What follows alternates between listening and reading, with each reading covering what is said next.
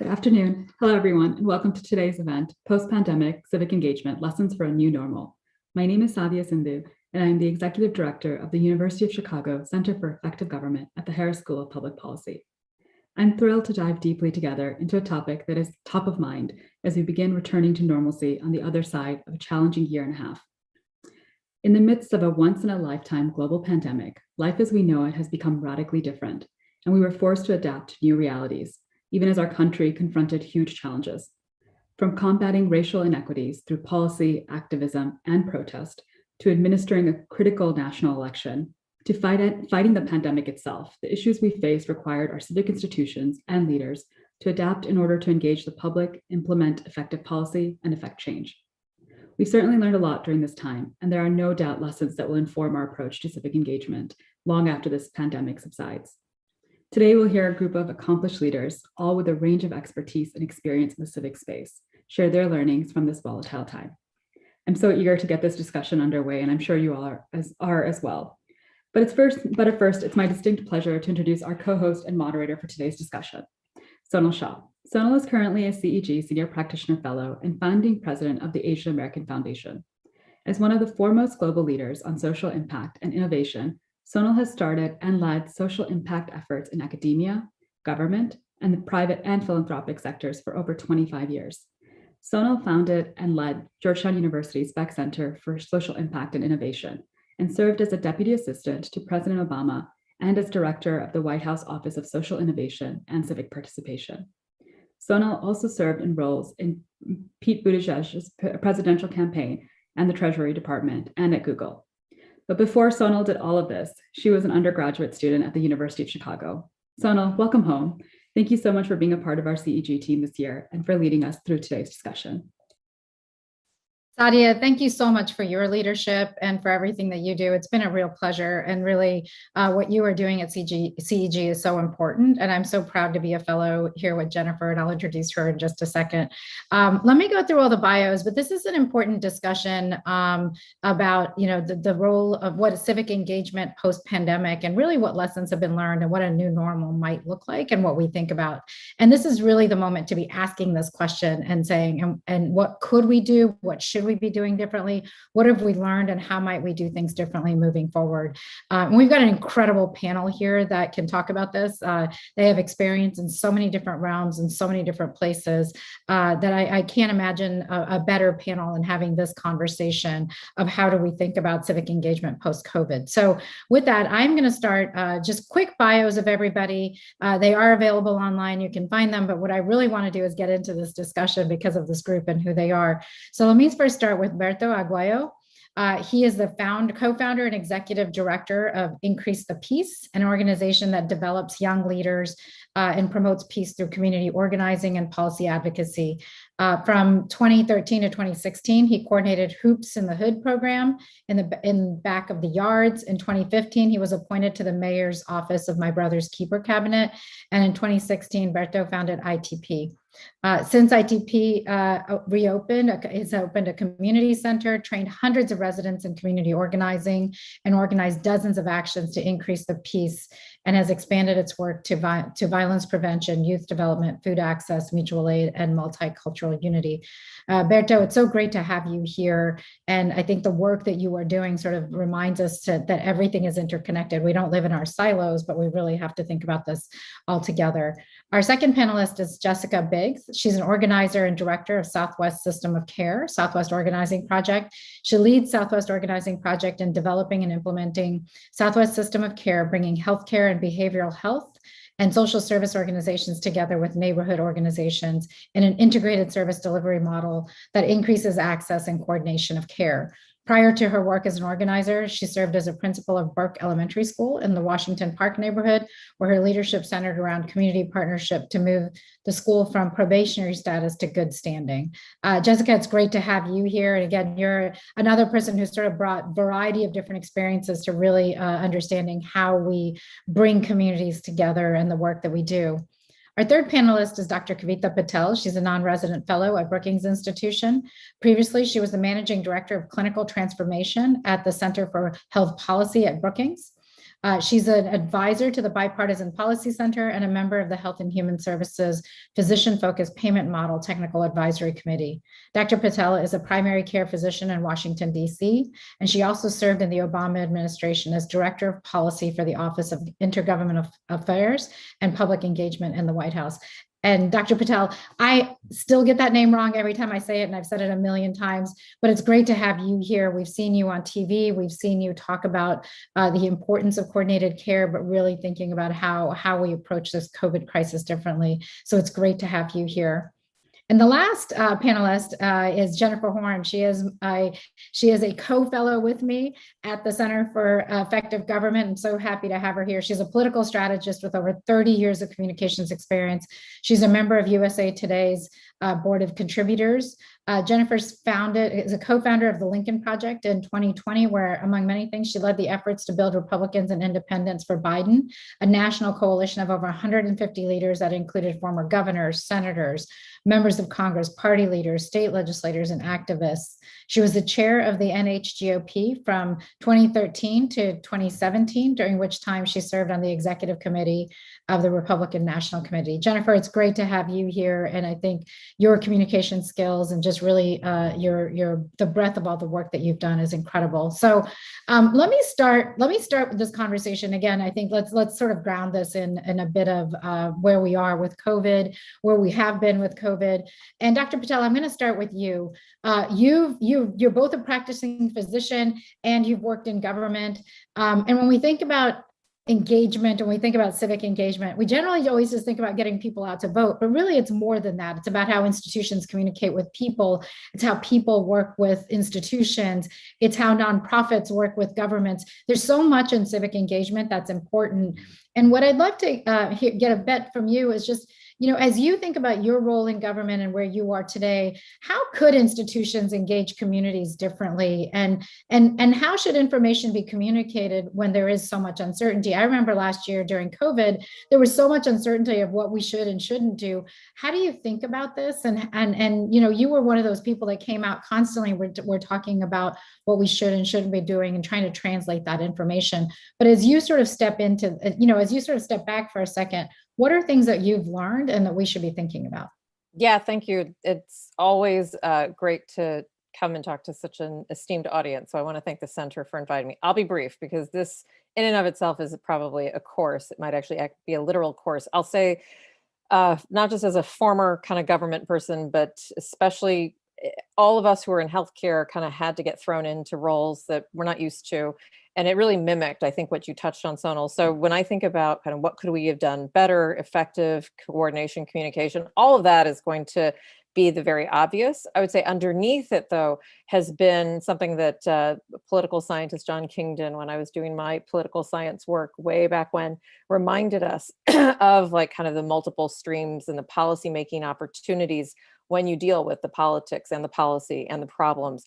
That in and of itself is exactly where communities, both community-based organizations, as well as institutions of government, local, regional, national, needed to really kind of come together. So we were identifying problems, not just from the clinical front lines, but just the real world. You had businesses that didn't know if they shuttered, what would they do? What are the thresholds to reopen? You had people, schools were the perfect kind of case kind of study of what went wrong in so many ways because we shut things down, tried to build kind of remote capacity, didn't do that well, and never really understood any of the ramifications. So how could we have done it better? I think it's safe to say all of us probably stay up all night thinking about this. Number one, having kind of a strategy in place for when you can't have the typical playbook in government. So all of us have become used to whether it's big B bureaucracy and bureaucratic or kind of little government, little g, we've all kind of gotten used to the way things work. And we also have acknowledged how they don't work. But I think none of us know how to live in the in-between space. And especially as effective leaders of these organizations, we need to have an understanding of how to take on a risk-bearing entity when you're not doing that. People go into government because it's usually less risky. I would argue the pandemic has taught us that the most risky or the people that need to take the most risk are these very institutions and these very leaders. That's not leadership capacity that I see. I didn't receive it. Sonal, I'm sure you didn't receive it. but it was called upon in this last year. And then the second, and this is very brief, when I trained as a health services researcher, buried in my bio several decades ago, like the community kind of mantra when we were trying to understand depression in South Central Los Angeles was like nothing about us without us. And we had social media became the only feedback loop to understand how, quote unquote, the community was responding to COVID. I got more information about what was happening on the ground through a combination of Instagram, Facebook, and Twitter than I did from actually receiving official communication out of the very organizations. No matter what your political stripe is, there is a role for trust in government. It is who we looked to, whether it was the CDC or our county state officials. So that feedback and nothing about us without us, creating that communication loop as well as clear communication across those channels was something I've learned. And by the way, so still to this day, if you think about communicating around safety and vaccines to children, trying to understand, if I'm vaccinated but my kid isn't, can I go inside a restaurant? We all have to wear a mask?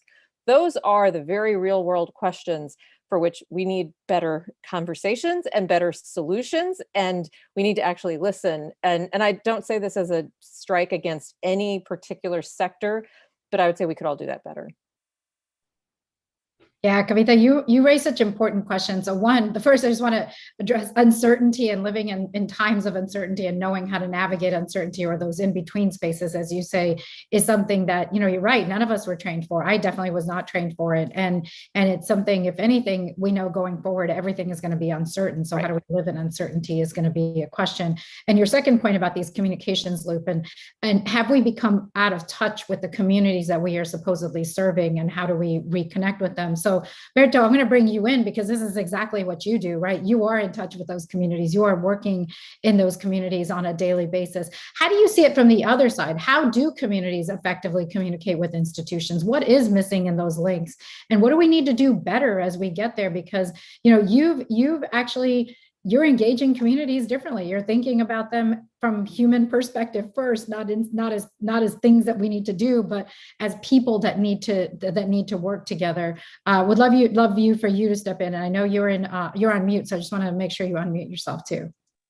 There you go. No, thank you so much. And the nothing about us without us, Kavita, like really resonates with a lot of the work that we do.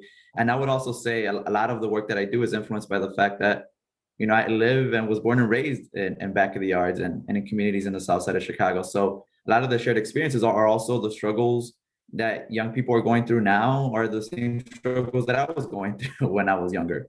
But I think when I think about authentic engagement, though, like I really do think there's three components to a lot of the work that we do.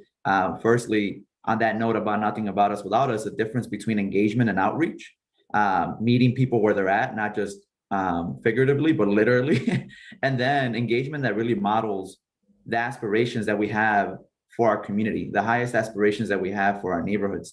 And on the note about engagement, not outreach, right? One of my mentors, Rod Joy, once told me, right? Outreach is a one-way street, right? You're going to communities and you're giving them something. And engagement is a two-way street because the people that are closest to the problem should be influencing, right, the solutions. And we have to trust people in our communities to not be helped, but to help themselves, to have the tools to be able to change our own communities, because our young people, our elders, residents in the neighborhood, when given the opportunity, they will devise strategies that work a lot better than most people who are outside of the community will.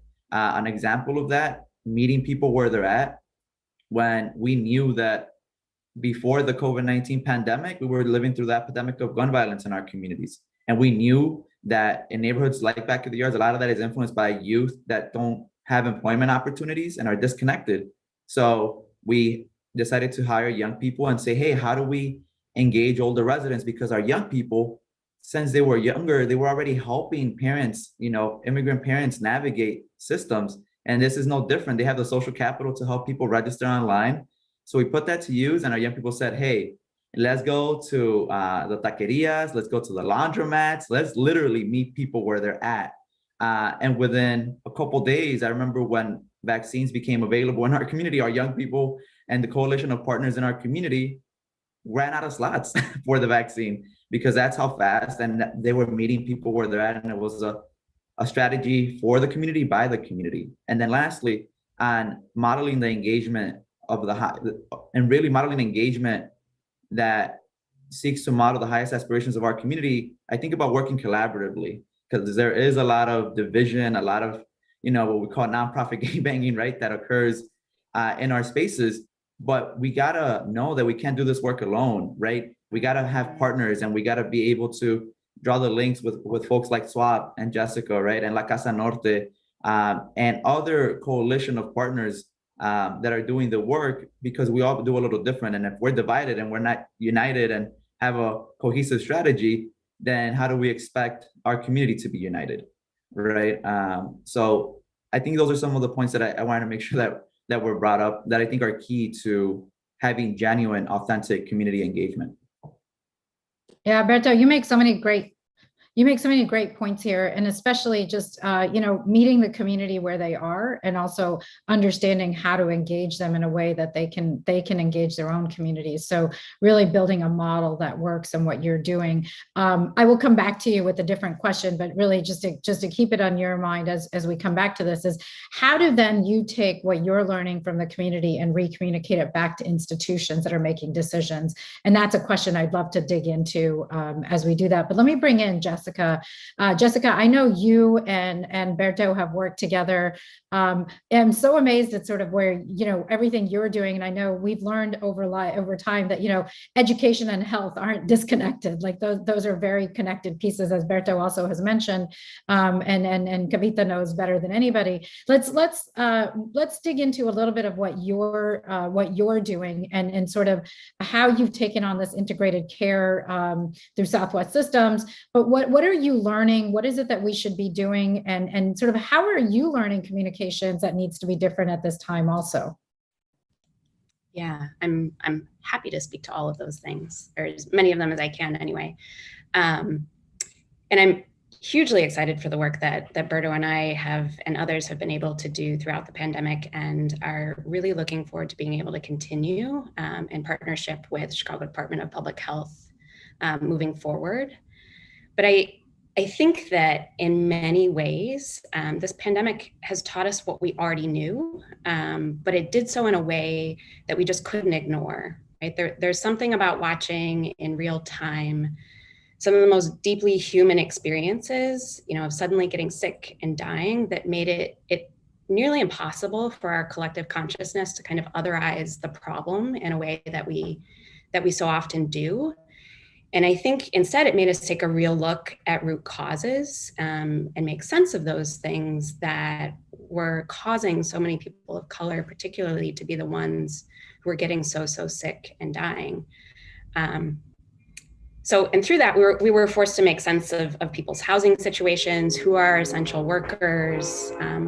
Sorry, I live near the train, so it's a little noisy.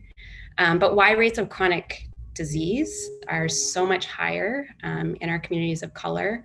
Our collective structural failures that we were aware of and were certainly discussed and tackled in certain circles, but rarely really taken on as collective issues. And I think COVID really made us name them for what they are.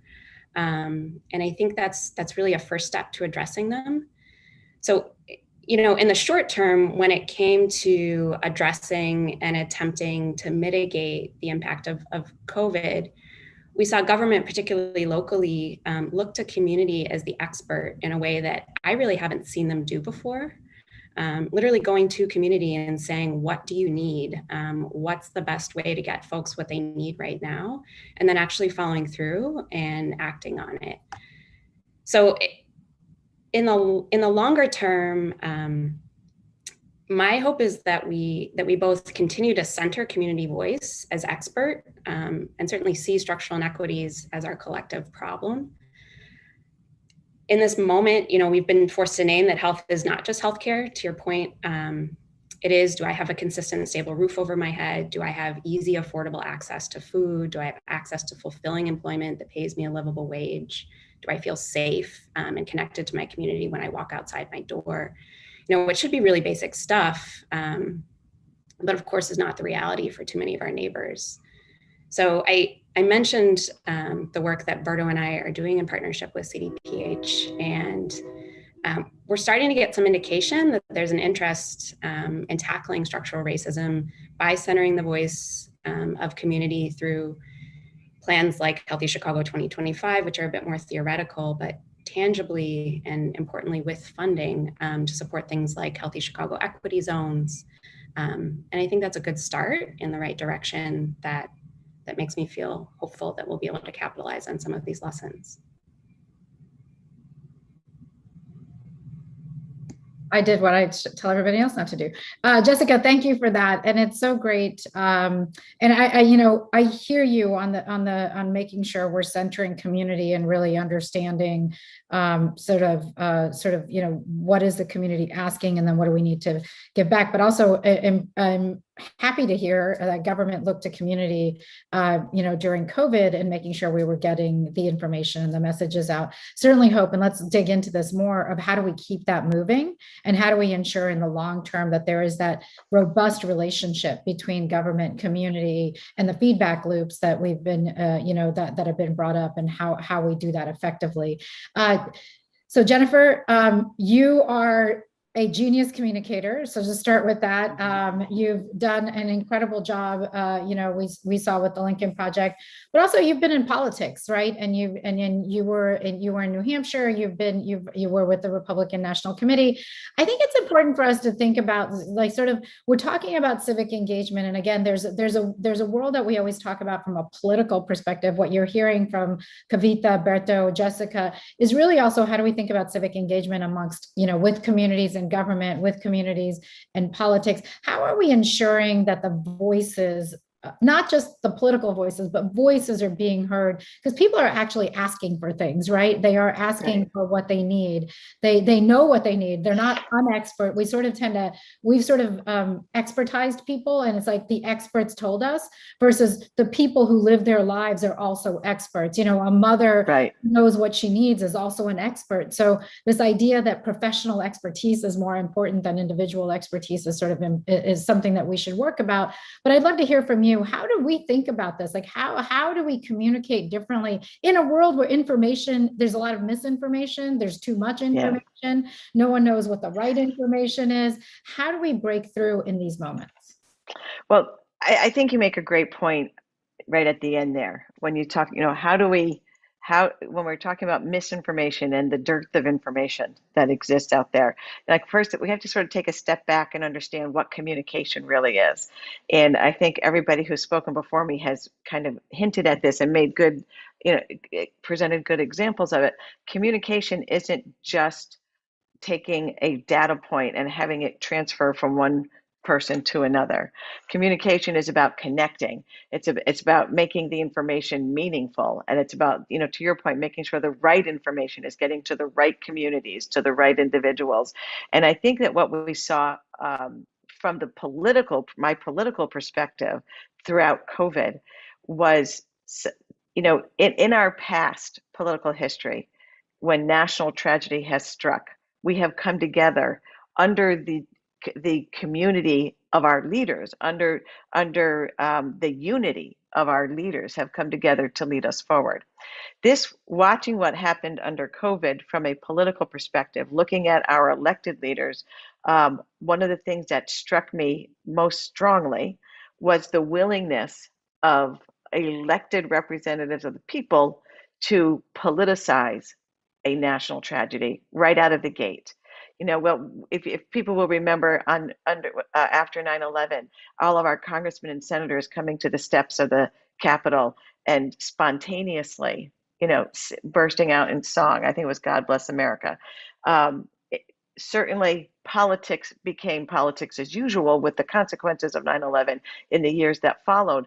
But in that moment, there was a kind of leadership that communicated something to the rest of the nation that was really critical in that moment, that we needed in order to be able to get through that moment and to then access information and knowledge. What happened in COVID, the willingness to politicize the tragedy and then politicize the communication path that followed that, actually became deadly. And we lost lives because of people, because of our elected leaders, and then a lot of others down, kind of follow down the chain below them, the willingness to create and share what they knew was misinformation. We live in a time when it is really difficult to assure that the information we consume is legitimate. It used to be you could turn on ABC, NBC, CBS at 6 o'clock at night and you got the news and it was accurate. You knew it was right. Social media, digital media, the ability of foreign nations to access our communication streams through digital and social media and to influence the way that people in our country think and the way that we process information has been very damaging.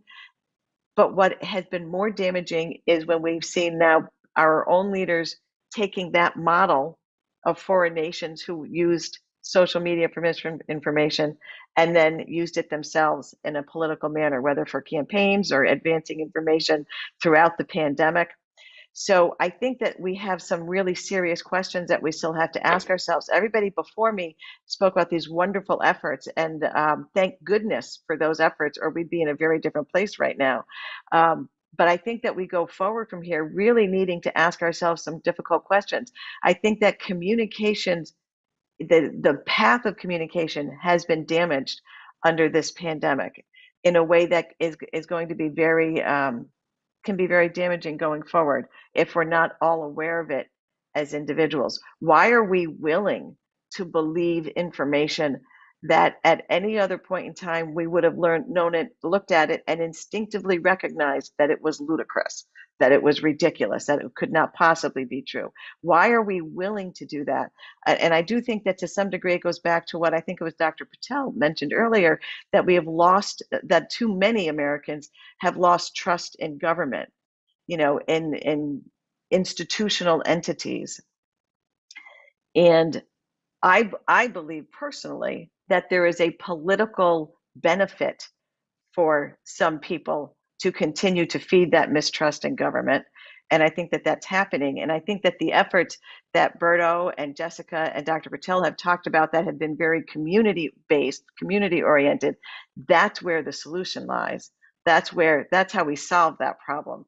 And really, there needs to be more and more and more of that, where we are coming together at the grassroots level, to use a political term, at the community level, to learn what we need to know, to advance the solutions to the problems that we face, and to better educate ourselves and each other on how to process the information that we are confronted with on a daily basis to begin with. I hope that makes sense. Yeah, no, there's so much to unpack there, Jennifer. So I'm gonna try to take threads of these different pieces. But one, I think, one on just this question of like why we are willing to believe in misinformation is sort of an important question in itself.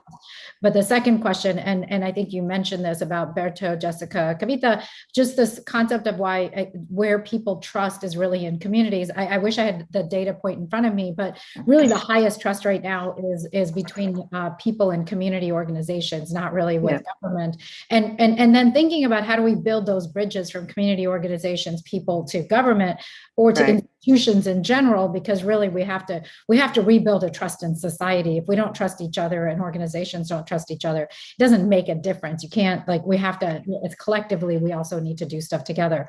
But let me start with Berto. I would love to hear from you a little bit. I'm going to dig into this question of misinformation. You're at the community level. How do you think about this? How does social media play a role? And I'm not going to go into misinformation per se, but what's the role of social media and digital in this space? How do your young people interact? Where are they getting their information? How do you ensure that that is working? Yeah, I think before I dive into the answers, I just want to give out a shout out to our CLA class of 21. We just graduated last week, so shout out to the homies.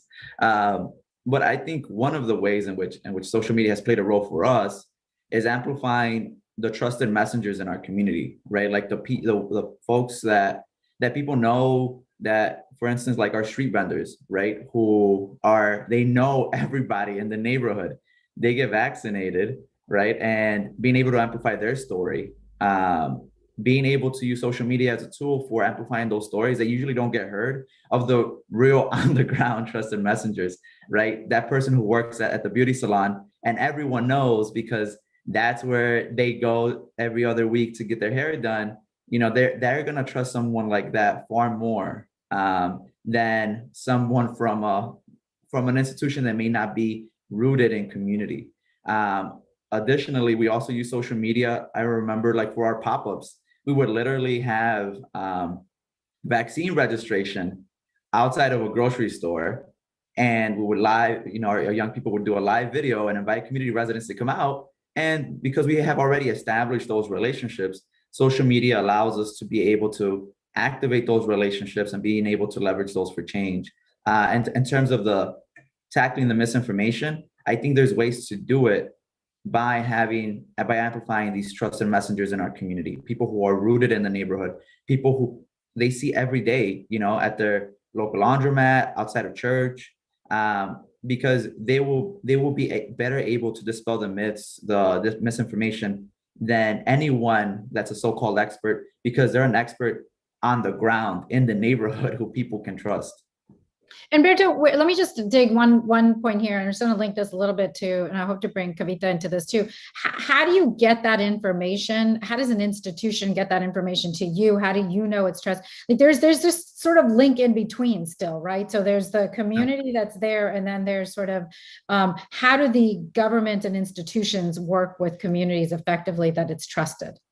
Yeah, so one of the ways in which we started doing that was we do have, you know, community collaborative roundtables. Like when the vaccine clinic was opened up in back of the yards, we were working with UI Health and other folks who were, you know, they knew how to give trainings to young people on vaccine information, on anything related to health. And then we would then take that information and that training that came straight from our partners and the collaborations that we had built. And then we basically translated it into our own language, right? Into language that meets people where they're at, right? Not the jargon and the technical terms that we got. We're able to translate that jargon into things that, you know, folks in our community understand that is actually a little bit more appealing, right?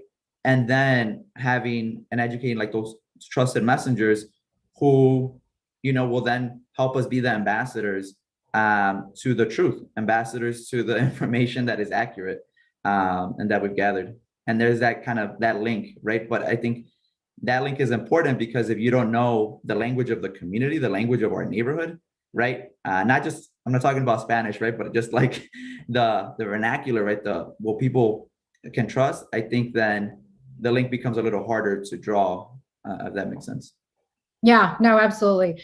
So Kavita, and Jessica, I'd like to bring you both into this piece, and then I'll come back to Jennifer in a minute. But I think when you think about Kavita, you were at intergovernmental affairs at the White House. Like, how do you think about, like, now that you've been out and you're watching this pandemic, how do we rebuild those links? How do we make sure that there's enough information, but that governments and others have the ability to move forward and communicate to organizations like what Berto is doing, and making sure that link continues to stay? And how do we stay in this in between? Like, we're going to be in this in between for a while that you mentioned.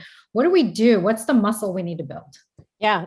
So also I feel like we can do dissertations on this. So I'll be very, very brief. Maybe somebody wants to.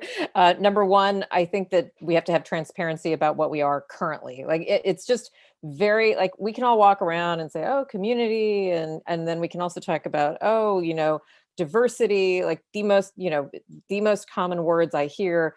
But then when you look and ask an organization, including governments, including all the way from Sonal, this, the White House, all the way to volunteer committees, like at a grassroots, at a council level, we need data and history and understand what does that look like over history. If you're in a segment of, if you're living in a neighborhood where the predominant population is Hispanic American, and yet all the leadership are not Hispanic American, well, the disconnect seems obvious, but that's what we have today. So transparency in what we are at this moment. And then number two, kind of actually, okay, once we have the data and know what we are and what we aren't, then thinking about how to actually meaningfully integrate, and when I say meaningfully integrate, I'll speak from my own health system experience. It's very easy to just create like an office of diversity and inclusion and then like put it over here and then roll it out when you need like something on camera, but then tuck it back in when it comes to how dollars are really allocated. You need to actually have like real dollars on the table, accountability, so that it's a threat to both profit and loss ratios, as well as a threat to the very viability of that institution. Because if that starts to become like, even people who don't agree with kind of the nothing about us without us, they'll respond when they say like, this is something that we either do or we sunset this program and we move on to do something that is inclusive. And then for the in-between space, I love the way you phrased it, because I do think about it as muscle, and most of us have lost a lot of muscle in this pandemic because we're not using it. But I think we have to exercise our best muscle, which is our brain. And right now is that time, that John Kingdon kind of policymaking window that we have right now is this time to help kind of teach people. We need to teach the teachers, and we need to actually teach how to manage unpredictable risk. And that includes, I'm a kind of an old school, like that includes scenarios, tabletop planning, and thinking about the worst. In all my pandemic tabletop planning, I did not have a plan for something like COVID, but I can tell you the people who went through that mental exercise even decades ago responded. They were the ones that kind of nimbly responded and had governments who were able to turn an abandoned business into a diaper bank, because guess what? Like moms who were on WIC and SNAP couldn't get diapers easily. And so those are the kinds of things that we need muscle memory to build. And I'll draw it down to like a very simple analogy. One of the most humbling things I did when I was in medical school, very healthy in my 20s, was to actually kind of take on for just 2 hours kind of the role of what it's like to be a cancer patient in that environment. I think we all need to do that. So from CEOs to, people who have had very fancy titles, Sonal, we've all on this panel have had, will have in the future very fancy titles, but like keeping it real by understanding how you walk in people's shoes. That is the most humbling thing I can think of. And that can sometimes give that muscle memory that we need a little bit of a push.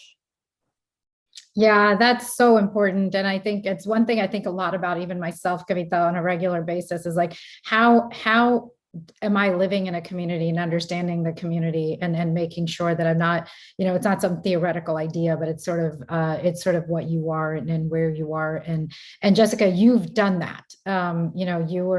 You have both run a school, you're running you're organizing here, and you've been an organizer. How do we start building those muscles, and what do we need to do more effectively? Jennifer talked a little bit about misinformation and sort of how do we bring that in? You're in between a lot of these places. You're in these in-between spaces. How do we do it? What do we need to do? And what are some lessons that we could learn from that, that we can just say, hey, there's something happening here. Let's learn from that. What do we need to do more effectively? Yeah, well, I think that we know that misinformation takes hold when social structures, trusts, relationships have broken down. And during this time, I made mention of a different way of operating that I saw from local government. And so as a part of our COVID response on the Southwest side, we saw CDPH epidemiologists come and sit at a table of community-based organizations, community residents that met every single Friday. That table also included the deputy mayor of Health and Human Services, where we were taking a look at data in real time about our neighborhood, making sense of it with EPIs, making decisions about how we needed to act on that data together. And that was deeply useful both for us in community and also for folks on the CDPH side, right? That now had an opportunity to round out a story and figure out how they could support and take action. And while all of that was happening, there was some really deep accountable relationships that were developing between city government where they really hadn't existed before, and community members themselves. And those were, there were moments where there was a bit of a tug of war about what was happening, but the willingness for folks from the city to sit at that table, to be in that relationship, to struggle sort of with us, and come out on the other side has been tremendously helpful in terms of rebuilding some of that trust. But of course, there's a long way to go as well. So.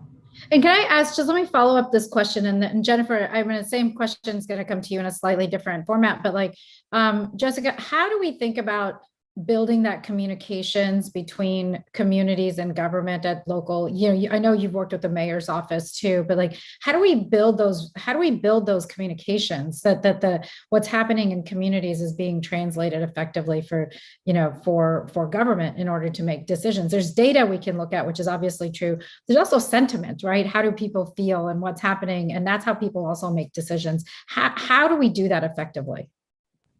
Yeah, the table that I'm talking about was really an opportunity to be in dialogue about all of these things, right? So data wasn't just being fed, right? Data was being shared, and then it was being made sense of together, right? So the sentiment, the need was wrapped up into that. And folks from government were at that table, listening, responding to that in real time. And that was just deeply impactful. And that's such an important question. That's an important point, because sometimes too often we talk about data and it's like I don't, one of you talked about the giving of information versus engaging in community. And I think this remembering that data is as good as helping the community also understand it and do something with it. It's not just about a transmission, but it is about a conversation. And that is what engagement is. And Jennifer, let me bring you into this now. And again, you talked a lot about the misinformation. You talked about how we effectively communicate. One part of this is it's easy to just make everything political, as you talked about at the beginning, of like everything becomes political. But there is, I think the community wants solutions, right? Nobody's looking for just politics. We want to actually solve problems in our communities. That's what we're looking for. That's where the common ground honestly exists, is everybody wants to solve their problems. How do we bring national politics to understanding that? Because we all sort of say it politically, but we don't actually mean it. And how do we bring it to a point where we're really like, we really do want to solve problems and help communities solve their own problems, not necessarily tell them what to do. But we have resources at the federal, state, local levels. How do we make sure that those resources are with the communities so they have the tools to solve their own problems? No one wants to be dictated to. People want to know that they can do something about it. Right. And they want access to the information and the resources that they need to be able to come together as a community to solve the problems for themselves. It's hard to answer that question without it being a really political answer, or an answer about politics and how politics works, and how politics is supposed to be about public service. That really is how our founding fathers kind of envisioned this. There were no, the majority of the people who served in Congress in the first few decades of Congress, they went and they served and they went back to the farm because they had work to do. Politics has developed over the past 2 centuries into something very, very different than what it was originally envisioned, at least to be, by the founders of this country. So how do we make, what you're asking is, how do we make politicians work for the community and be more, be instructive and be that connection to the resources we need as in a community? The only way to do that is for the people in the community to develop a better understanding of politics. And what motivates the people that we need to work with us who are sitting in Washington, what motivates them, whether it's good, bad, or indifferent, is getting reelected. That's people sitting in Washington are offended when I say this, but that's what the majority of them have reached, this point where the way that the 2 major parties function, it becomes about getting reelected. Why are we coming out of this, devastating loss of life from a pandemic that was terribly mismanaged by certain members of government? And try, we're all in this conversation trying to think, how can we learn from that and move forward? How do we not confront this? How do we not have to confront this again? But in Washington, the Senate, Mitch McConnell has repeatedly stated that his focus, his goal, is to make sure that Joe Biden is a one-term president. Where's the that is such an extraordinary disconnect. It comes back to us in the community. It's on us. People in the community have to understand how politics work better, and they have to have that manifest on election day in a way that it hasn't. We've become kind of lazy supporters of democracy over these past several decades at least. We've taken things for granted, and we paid the price for that last year in what happened in this pandemic. So I think that I wish I had this data point in front of me. They do these surveys and polls over and over again about how people vote and why do we keep voting the same people back into office. And there are a number of polls out there that will show, the first question is your satisfaction with Congress, and it's in the pits, right? Nobody is satisfied with Congress. Their favorability is in the toilet. And then they say, what about your congressman? And then it always goes way up. My congressman is great. Should we vote everybody out of Congress? Yes, we should vote in all new people. Should we vote your congressman out? Oh no, my congressman's doing a good job. Like we have this idea. So we've got to become better informed members of the political process. We can't buy into this idea that so many Americans do. They'll say, oh, politics is ugly. I don't like it. They're all the same. I'm going to ignore that and just do my thing over here. But for the efforts that Berto and Jessica are trying to execute in their communities, we're talking about who gives us information, who do we trust, where does that come from? We have to be able to trust government. We have to be able to, and I have come to the conclusion, personally at least, that that's not going to change. That's not going to change from government. It has to change from the community, from voters. A very quick little story about why we trust different sources and where we get information from. My 25-year-old son had been trying to decide whether or not he should get vaccinated. And he listened to his father and I, who gave a very compelling argument for vaccination, but he also listens to podcasts and his social media feed and other, all these other individuals in his circle who had and I will say, this is kind of a side note, millennials' distrust in government is probably at a record rate for a generation, and that's dangerous. That is not good for the future of our country. So that's my son. He ultimately got vaccinated because of this is my 25-year-old son, his 25-year-old friend, who is a medical student and becoming a doctor, explaining to him exactly how the vaccine works and why it was important for him to get it at 25 and not wait till he was 45 or 50 and see if he made it that long without catching the COVID virus. So I think that, it becomes communication is a very complicated web of interactions, and I think I may have gotten off mark from your original question, but I hope that that's useful. I think, and it goes back again to what Berto said early on.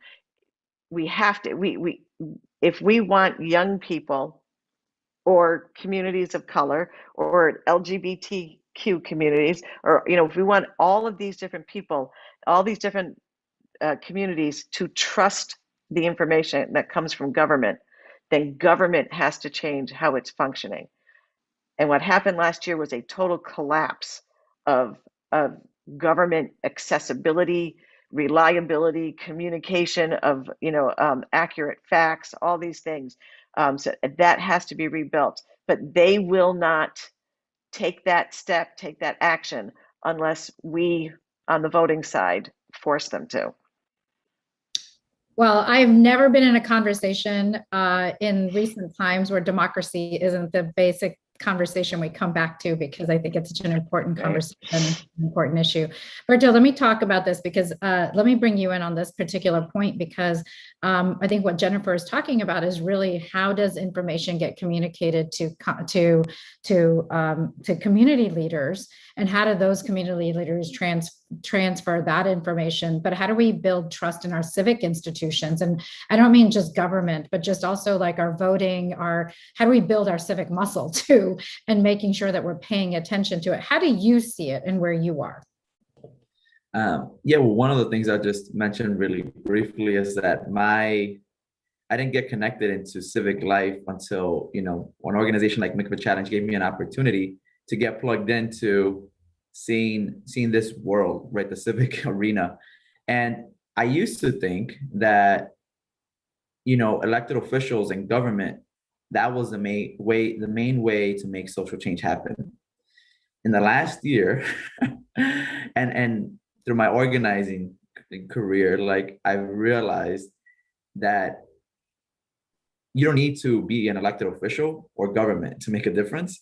And that in fact, as Jennifer mentioned, there was a total collapse, right? In our neighborhoods, it was like a total state of emergency, right? And it wasn't government who came to help us. It was community residents like banding together, giving people food when all the stores were closed, keeping some semblance of unity when there was tension between Black and Brown communities, right? And when I think about our civic muscle, I think there's a lot of ways, untraditional ways in which our community exercises that civic muscle that go really unnoticed, right? And so in the last year, a lot of the ways in which I saw that was neighbors helping each other establish mutual aid networks, right? We established a street vendor relief fund where we would give street vendors direct cash assistance of $500 to be able to cope with the pandemic, right? All of those are examples of civic muscle, right? Of building coalitions when we've seen that in state of emergencies,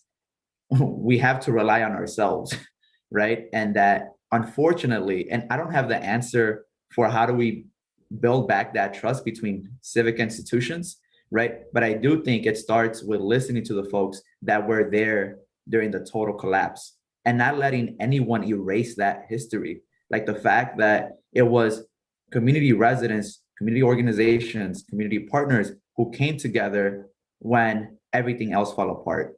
And it's going to be those folks that are going to be important for us to listen to as we rebuild and as we reimagine what safety looks like, as we reimagine what real public health equity looks like. And so in essence, I think in order to build back that trust, our government, the government like needs to earn that trust, right? Because it's been really lost. And so earning that trust, I think also just is about listening.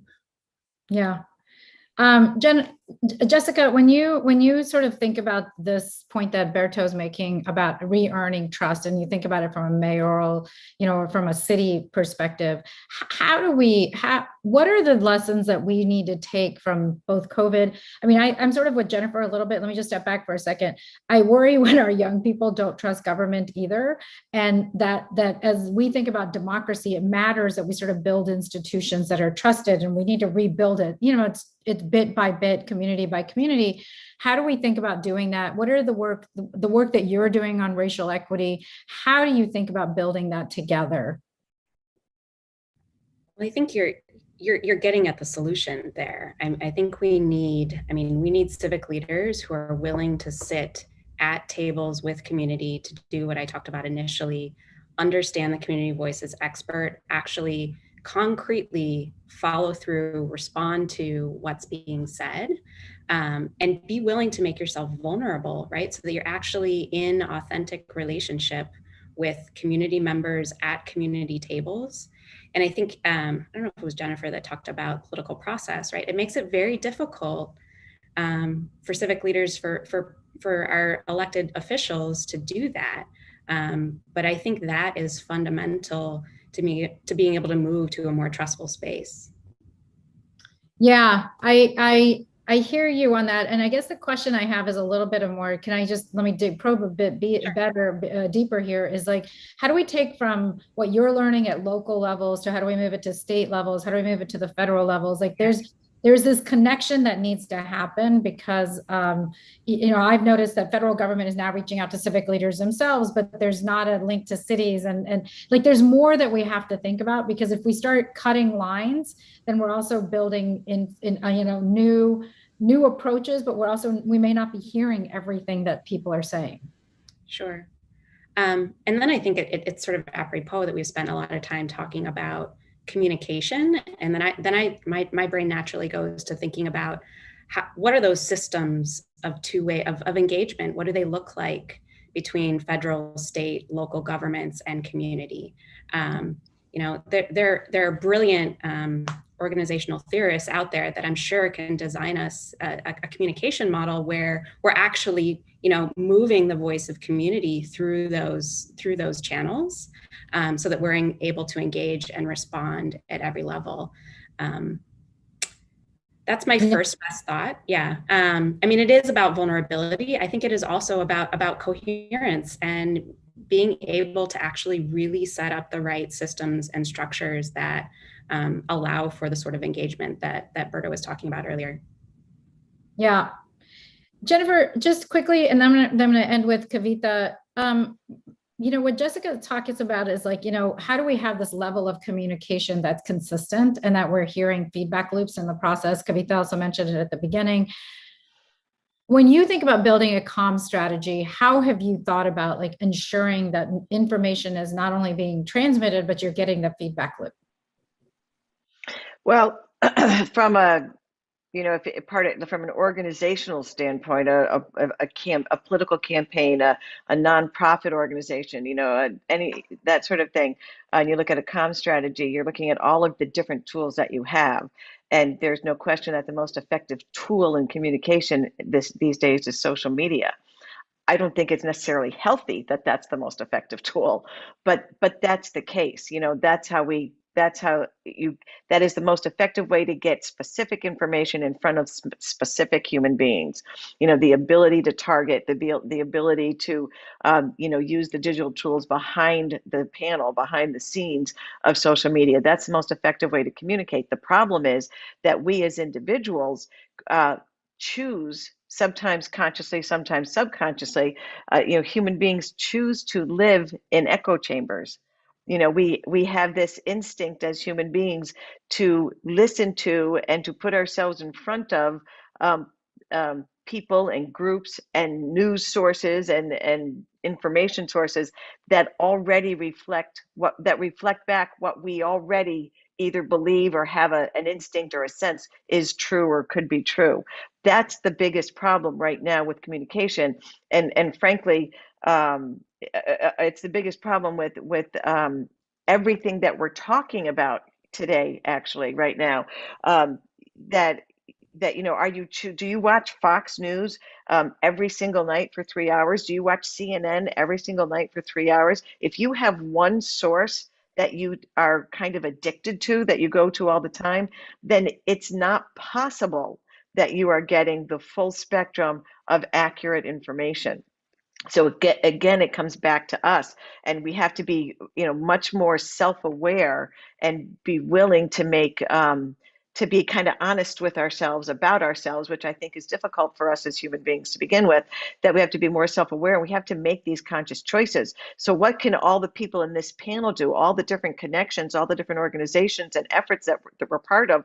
One of the most important things that we need to do as a nation going forward, that we need everyone to be part of, is to educate people on consuming information, consuming news, consuming knowledge.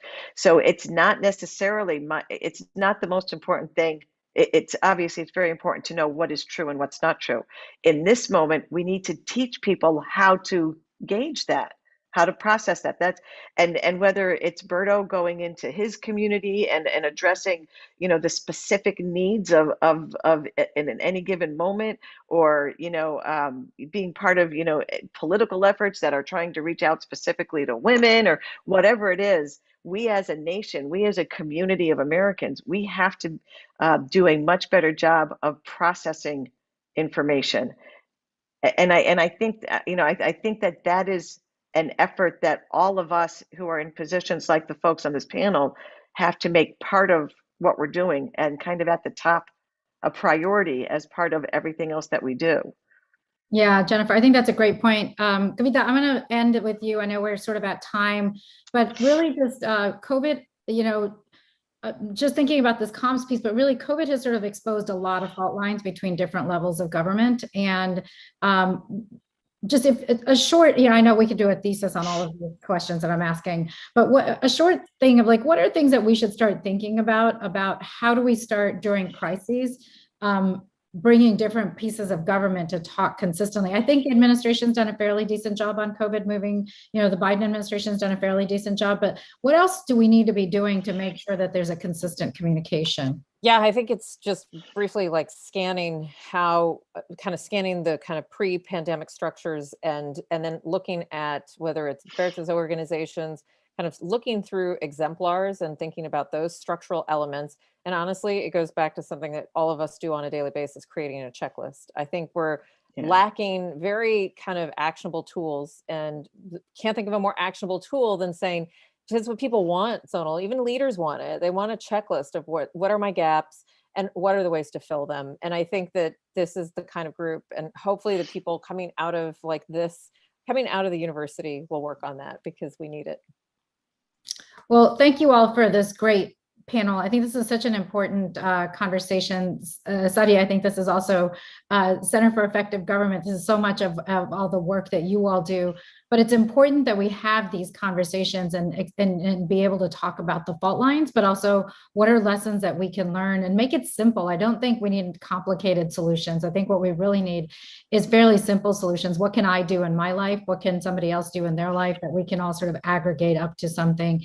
And there's a lot of good information here, not forgetting community, ensuring that the community can get the information, but translate it in the way that it works. Thinking about how to aggregate and communicate, really thinking about the work that Jessica's doing, and in ensuring that there's a racial justice element to everything that we do and where we do it. Jennifer's points about, where's the information coming from? Who is the information coming from? How are we communicating it? And then I think Kavita's, she's right. We could write a dissertation on each of these topics that we're talking about, but really, I think this is work that from where you are, there's a lot that universities like University of Chicago and the work you're doing can help, make it easier. Absolutely. And thank you so much, Sonal, for guiding us through this conversation. It's been incredibly thoughtful and thought-provoking, and I suspect there will be follow-up conversations that come out of this, let alone dissertations. I just want to thank you all again. Thank you again, Sonal. Thank you, Kavita, Berto, Jennifer, and Jessica for taking some time to be with us, especially towards the end of a lot of Zoom fatigue. We really appreciate you all taking your time to be here with us.